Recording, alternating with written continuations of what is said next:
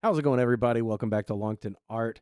Today, we're actually going to be talking about a different type of painting method called the indirect method of painting. And we're actually going to be focusing more on the Venetian method that old Flemish masters adopted from egg tempera painting back in the 14th century. Yeah, it's a long time ago. So, in the 14th century, egg tempera was mainly the medium for painting. And if you look at at old wood paintings, they're usually on a rigid surface like wood, just because canvas was not available yet, and oil painting had not been developed yet. So when we're talking about egg tempera, it's a very, very permanent technique of painting. And the reason why they used it is one that eggs was a very, tempera painting is basically where you take your powdered pigment and you mix it with a gelatinous medium. Oftentimes it was egg yolk. And typically, what they would do is they would mix a little bit of your pigment with a little bit of water, and then take that kind of paste and mix it in with the yolk, and it would produce this kind of very smooth, very permanent method of painting. And if you've ever, eaten runny eggs, if you've ever had sunny side up or over easy eggs, if you ever leave the yolk on the plate, it's a very difficult substance to remove once dried. And this is why it was readily used up until the point of the 5th century, where oil painters adopted this technique. And the old Flemish masters actually started to master this technique of the what's known as the Venetian method of indirect painting, and that typically started off with an imprimatura, that kind of brown underpainting layer that is usually done in like a burnt umber, very earth tone type of approach to getting the drawing stage to an oil painting stage. Once done, from the imprimatura, a grisaille or some sort of underpainting technique was used. And typically today, an artist will actually use a grisaille method to adopt a glaze layer over it. And what I mean by that is that your grisaille, which here's mine that I did of an example of, it's a bell pepper. You basically do a layer of black and white with all of the level of detail. It's completely developed in turn of tonality and value without chroma and hue. Okay. So you're only focusing on the values and details. It's a very, very rewarding way of painting when you work in this kind of Venetian method. And what I mean by that is the Venetian painting technique came from the kind of fat over lean rule. And you might have heard me talk about the fat over lean rule, which I am planning on making a complete video of. Is that you start layers off very thinly and build them up with fatter oils, thicker oils. So basically, you start off with thin paint, like a wash, almost like your imprimatura, and slowly start to add fatter oils, and that's so it dries consistently. And Rembrandt uh, adopted this Venetian technique, and if you even look at some of his paintings, you really can see a lot of them that are not finished. You can see the sketch and the stained layer and the drawing underneath these paintings.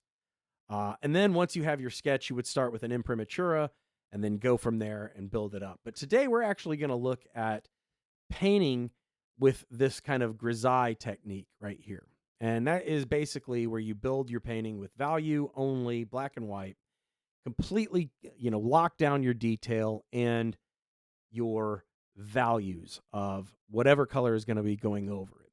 And then once that completely dries, it has to be dry completely, or at least to the point where you add solvent and it doesn't disturb the layer.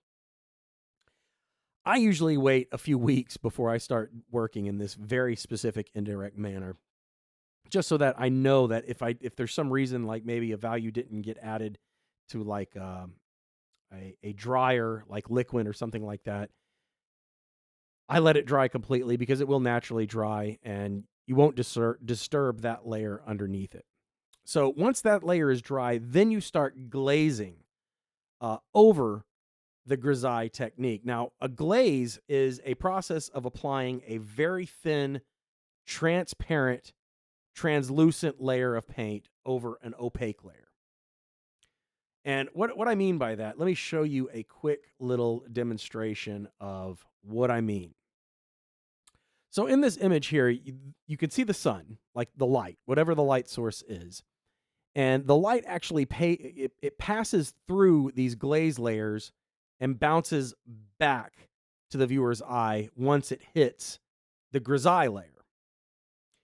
And the grisaille is an opaque layer, and that's that gray layer, that gray, completely grayed. The glazes are transparent. The easiest way to kind of understand what a glaze is to imagine stained glass over a black and white image, or even like, you know, a colored transparency over a black and white image, where you have a black and white image and you lay a yellow transparent gel over it, and now you can see all of the tones, but the whole image is yellow.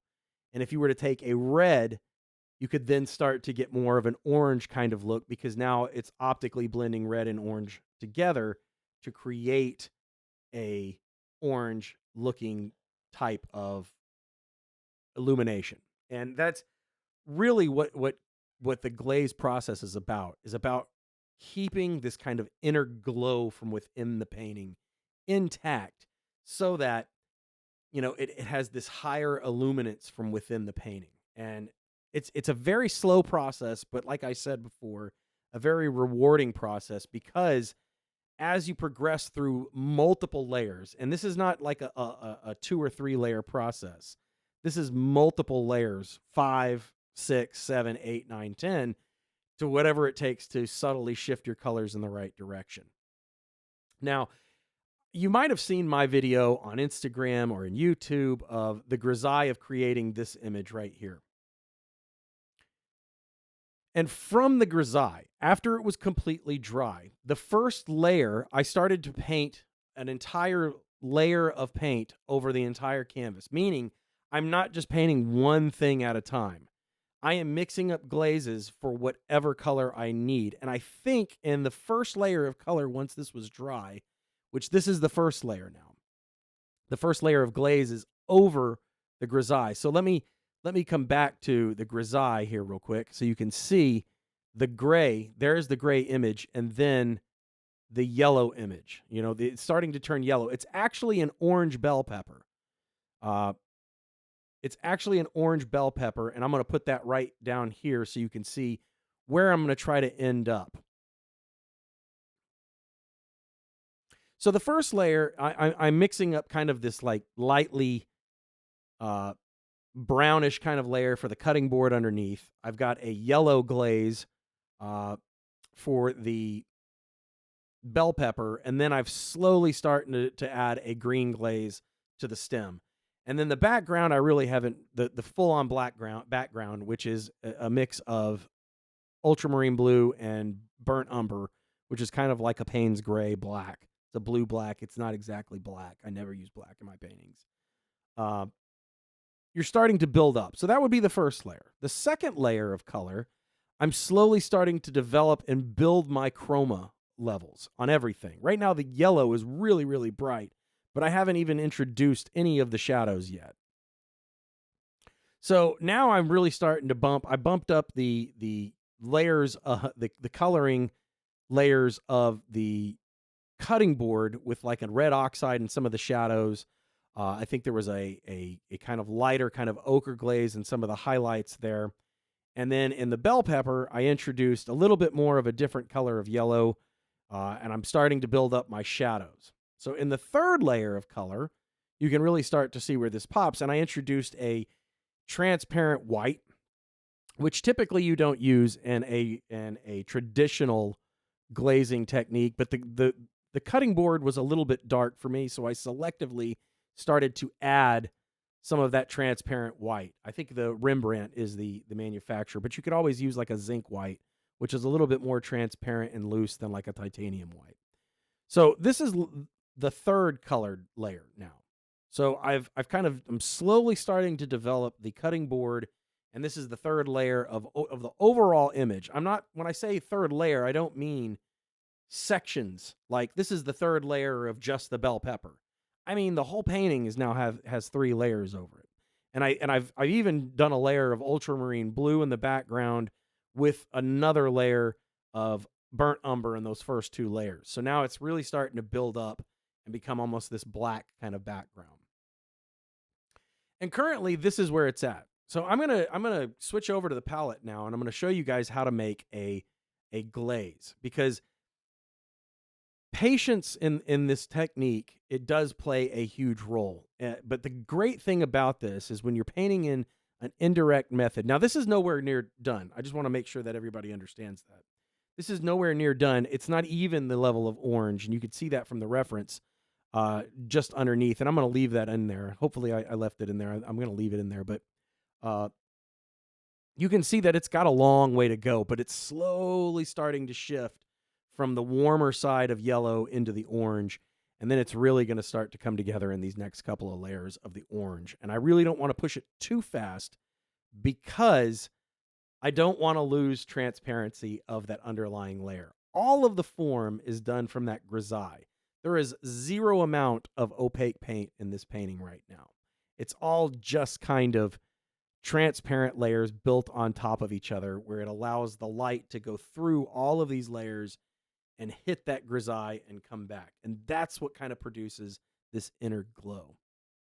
So patience, back to what I was saying, patience was definitely it does play a role in this technique, in the sense that you have to let layers dry before you move on. This is not a direct painting method. So this is a completely different approach and style of painting that the artist has to have a higher level of patience in order to get a higher reward at the end, because you subtly shift color to the point to where you want it, as opposed to, an impatient approach, which is more of a direct approach where you're kind of jumping right into the color and you're not slowly shifting colors around. You're actually abruptly shifting colors around in a direct method versus a glaze approach, which is what we're talking about today, an indirect approach to where you slowly build the color to the hue and chroma that you want. But all of the value is established in that first layer. So if you're really interested in this, it does take a higher level of patience to really get into it. But man, the glow from within is something that just can't be achieved through direct painting. So what we're going to do now is I'm actually going to switch over to the palette, and I'm going to show you what a glaze is. So the most important part of all of this is to remember that you're adding more medium than pigment load. I'm just going to pull out a little bit of medium, and I'm going to pause it here. First color I'm going to do is a CAD light.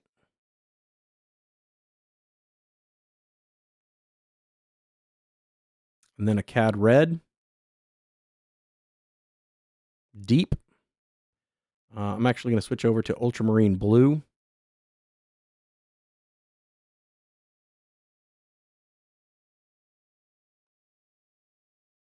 CAD green.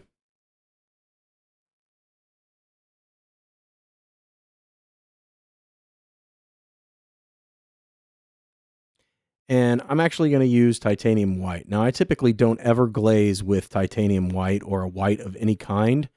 It just makes it look chalky, which you're going to see here in a second. So this little exercise that I'm going to do is to show you guys what it's like to glaze over a white canvas, which would represent a highlight, and a dark gray line, which would represent a shadow.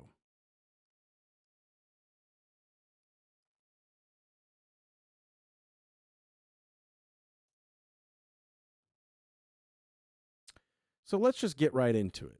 So I have this gray line, and I'm going to take the cadmium red light, cadmium red deep, ultramarine blue, cad green, and titanium white over each one of these areas.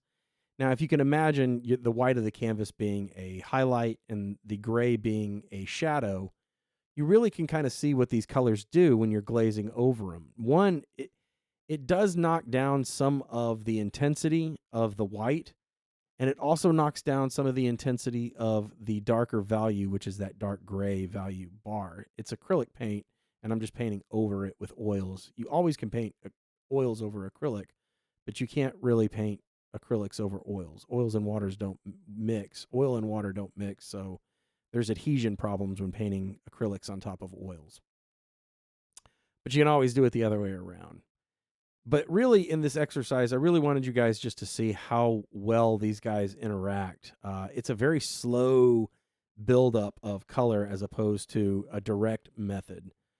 That titanium white, there's a little bit of a residual cad green into that. I think it was just left in my brush. I didn't clean my brush in between, but you can really see how much it chalks up that square in the bottom. And now what I'm doing is taking uh, titanium white of that glaze and kind of adding it to that bottom half of each square, and you can really see how it chalks up the color. This is not really something I really try to do unless it's something very specific, like a fog in an atmospheric type of effect. I very rarely use titanium white in a glaze. It's just not very good. It just chalks all of the colors that it mix up, and it's not a very good approach into keeping saturation of color. So I'm going to switch over now, and you're going to see my palette. So here's all of the colors that I use in this next layer. Now, it can be somewhat overwhelming, I know, but I'm on layer 3 right now, which is the third color layer. If you count the grisaille, this is actually layer 4 in this painting. And I'm just going to slowly start with some shifting the yellows to the orange. This is a transparent orange from Gamblin, I believe is that color. And when you glaze, you don't have to necessarily glaze over the entire object. You know, you can selectively glaze in certain areas. I'm just hitting the shadows and kind of mid-tone areas first. I'm going to bring the shadows up even further here in a second. But I'm bringing in a lighter value orange, which is more like a Hansa yellow deep for the lighter area of the bell pepper. So there's actually two colors there now. And I'm using glazing over certain areas for these colors to bleed through more. And I think the next color I'm gonna actually hit is a transparent red oxide, also made by Gamblin, and I'm gonna start hitting up some of the areas of the shadows. Looks like I'm still working on that kind of warmer tone of the orange on the top of the bell pepper, which you can really start to see it kind of shift from yellow to orange now. And then I mixed in a little bit of red oxide with a little bit of cad red deep, just to kind of bump up the shadow. So I'm still thinking about modeling the form and how light is hitting it, but now I'm really trying to shift the palette colors into these colors very subtly. There's nothing really abrupt about any of this entire process.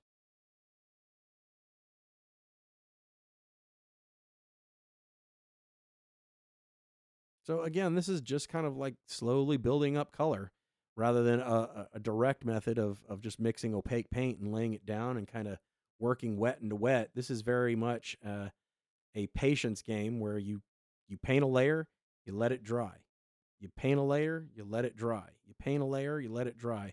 And there is no set in stone number, a magical number that tells you that it should, go a certain way. But as I continue on, you guys can enjoy this video. I'm going to shift over to the stem here. And I am going to start kind of shifting in more of the semi-opaque layers of glaze for the stem. And I'm going to zoom in so you guys can see it. And then, I didn't like where the cutting board luminosity is at, the kind of brightness and value of the cutting board that the bell pepper's sitting on. So at the end of the video, I hit that guy a little bit further. So I'm just going to mix up some colors for my stem and go from there. Kind of mixing up a little bit of a mother color that I'm going to add a little bit later. But there it is right there. So just mixing up some colors that's going to go into the stem.